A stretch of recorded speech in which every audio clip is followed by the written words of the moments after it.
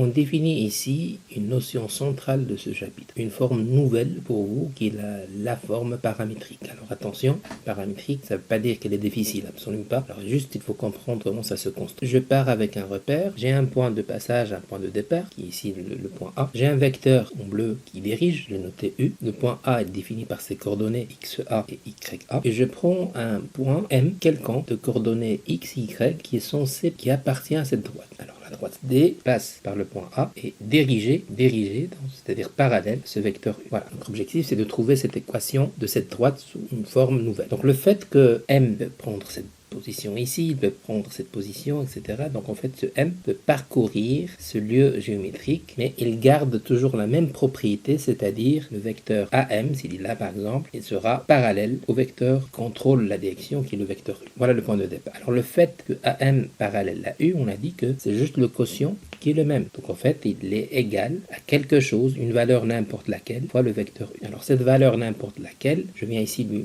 donner un nom qui est T, et T c'est un paramètre réel, c'est-à-dire il peut prendre ce qu'il veut comme valeur dans M. Voilà le point de départ. Le point AM, n'importe M, il est parallèle à U. Cette équation vectorielle va être traduite en équation analytique avec les coordonnées X moins XA, Y moins YA, T U1, U2. Donc je passe à isoler le XY, donc XY égale X A plus T fois U1, YA plus T fois U2. T, c'est un paramètre. Est-ce qu'on est obligé toujours de faire apparaître le T? Non, ça peut être lambda, ça peut être mu, ça peut être alpha, ça peut être K, c'est comme vous voulez. C'est juste une notation qui nous dit que ce sont des constantes qui prennent n'importe quelle valeur dans R. Une animation est proposée pour voir comment construire une droite partant de ce paramètre T. Donc en fait, cette équation maintenant est contrôlée par le paramètre T, pas par X, pas par Y. Très facile. Alors on a besoin d'un point de passage, par exemple, moins 3, 4. Il y a un vecteur qui dirige, pas 5 et moins 7. C'est quoi l'équation paramétrique de la droite qui passe par A et qui est dirigée par U? Je viens juste mettre un système d'équations X égale Y égale, c'est juste le 4. Le point de passage, donc c'est A, donc je commence par moins 3. C'est la partie indépendante. J'ajoute une lettre pour le paramètre, peut être lambda par exemple, lambda à 5 et moins 7. Alors juste pour la notation, pour la convention d'écriture, donc c'est x égale moins 3 plus 5 lambda, y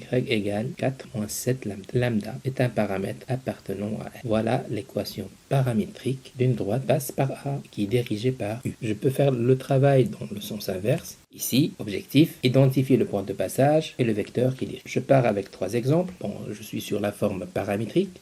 Je note par exemple D1. Donc les 3 droites sont définies par leur forme paramétrique. Lambda, il appartient à R. T appartient à R. Bêta appartient à R. Ça, c'est le pardon. Le point de passage, le trivial.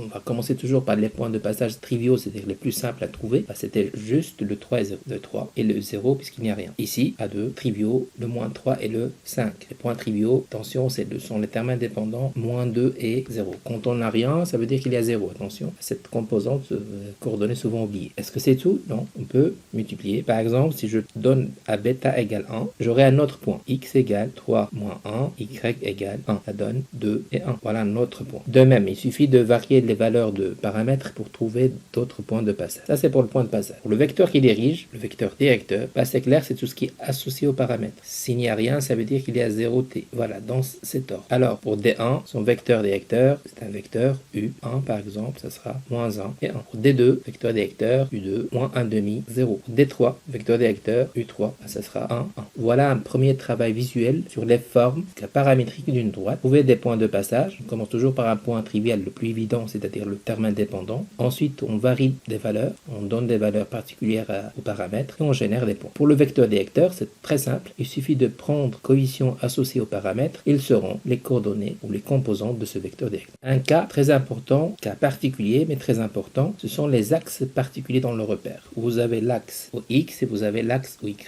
Alors, il faut être capable aussi de donner l'équation paramétrique, forme paramétrique de cette droite. Alors, on sait qu'il y a un point de passage trivial, c'est le point d'origine 0, 0 pour les deux. Le vecteur qui dirige l'axe des x, c'est le vecteur 1, 0. Et le vecteur qui dirige au y, c'est le vecteur v0, 1. Souvent noté dans la convention mathématique le vecteur j, souvent noté le vecteur i. Et ça, c'est un détail. Alors, connaissant un point de passage simple, on a le système. Donc, x, y, ça c'est le 4. Le point de passage, c'est 0, 0, plus un paramètre, donc 1 fois t, 0 fois t, la même chose. Point de passage, 0, 0, dirigé par 0, 1, donc 0t et 1t. Alors, attention, le choix de paramètre, c'est un choix arbitraire, ça peut être autre lettre, t appartenant à R. Je simplifie, donc x égale t, y égale 0. Ça, c'est l'équation paramétrique de l'axe au x. Je simplifie, x égale 0 et y égale t. Ça, c'est l'axe au y. Mon t est un paramètre appartenant à R.